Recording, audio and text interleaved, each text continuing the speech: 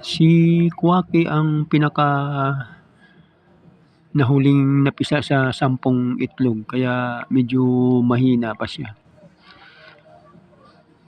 Nung kinuha namin siya sa pugaran wala na yung mga kapatid niya. Bali ang naiwan na itlog doon 2 piraso at saka yung isa ay bugok. Tapos itong si Kwaki nakalabas na. Ayun, kinuha namin sa inahin dahil nagsusulo na lang siya at inalagaan ko.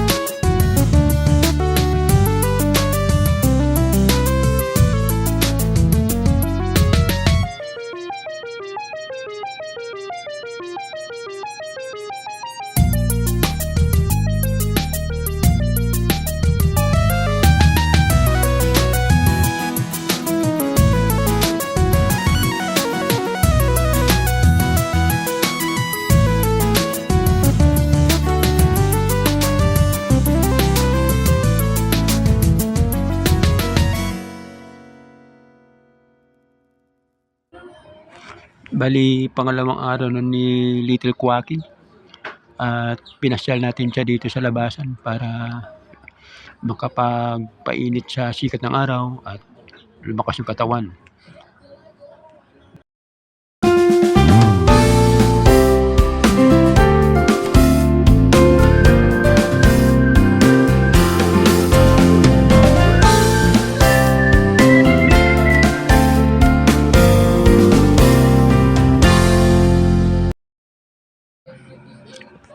Ayan, ngayon ang bilis na tumakbo ni Little Kwaki. Bali, sinama natin siya sa pagja-jogging dito sa labasan. Tingnan nyo mga kabida, ang bilis na tumakbo. Pangatlong araw pa lang yan. Sumasabay na siya sa bilis. Good job, Little Kwaki.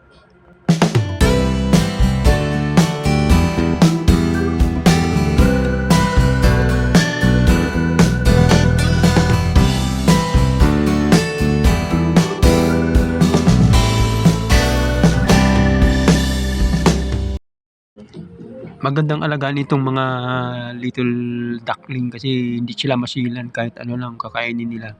Pero kapag baby na, wag mo muna bigyan ng mga may medicine na mga pagkain o di kaya mga tubig. Kailangan sa tubig sa gripo lang.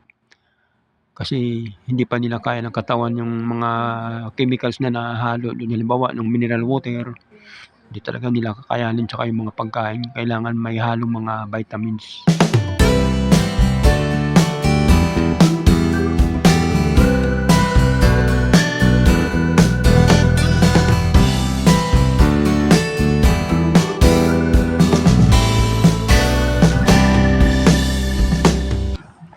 Porsigido talaga si Little Kwaki na makatakbo kahit sa kabila na maliit pa lang siya. Kahit na napapagod siya pero hindi mo nakikita na nahingal siya. Ang lakas ng resistensya. 3 araw pa lang edad niyan.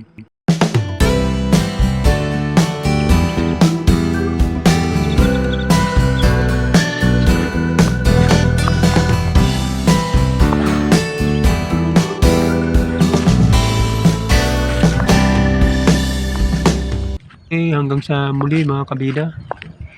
Marami pang videos yung ipapakita sa inyo si Kwaki. Hanggang dito na lang. Bye.